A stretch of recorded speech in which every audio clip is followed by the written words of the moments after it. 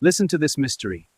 In the quiet of this field, a secret In the whispers. book of Can you hear it? Revelation, Jesus speaks directly to his church, not Rome, not politicians, not pagan emperors, but to his own people. And among the few things he says he hates, there's one name that appears only twice in Scripture, a mysterious group, dangerous, influential, seductive. Jesus said, "This you have, that you hate the deeds of the Nicolaitans, which I also hate." Revelation 2:6. And again, the year is around AD 95. The Apostle John is exiled on the island of Patmos.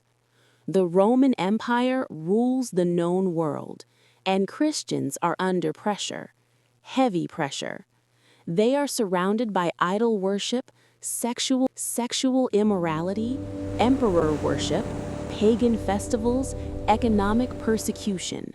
To survive socially, to survive economically, to survive politically, you had to compromise, and some Christians did. In the final book of the Bible, the veil between heaven and earth is pulled back. An old man, exiled, forgotten by the empire, stands alone on a rocky island in the middle of the sea. His name is John, once a fisherman, then a disciple, then an apostle, now a prisoner. The Roman Empire believes it has silenced him, but heaven has not. It is around the year 95 AD. The Emperor Domitian rules Rome with an iron hand. Christians are hunted. Churches are pressured. Faith is dangerous.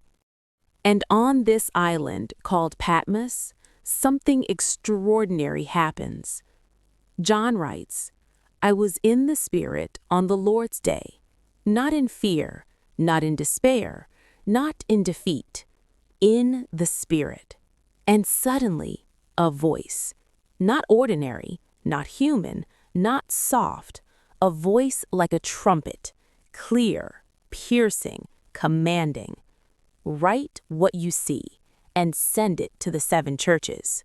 7 communities of believers scattered across Asia Minor. Real churches, real people, real struggles. They were not perfect churches. They were pressured churches.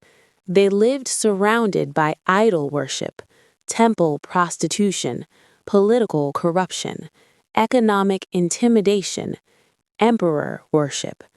To buy and sell, to survive, to avoid persecution, you were expected to bow to Caesar, to idols, to culture, to compromise. And it is into this world that Jesus is encouraging, correcting, protecting. The churches may feel small, they may feel overwhelmed, but heaven sees them. And then the messages begin. To Ephesus, to Smyrna, to Pergamos, to Thyatira, to Sardis, to Philadelphia, to Laodicea. Each letter follows a pattern. I know your works. Imagine that. The risen Christ says, I know. Not Rome knows, not the culture knows. Jesus knows. He sees their labor. He sees their endurance. He sees their suffering. But he also sees their compromises, their tolerances, their hidden corruption. And in the very first letter to the Thank you church for of being Ephesus, with us here to the end.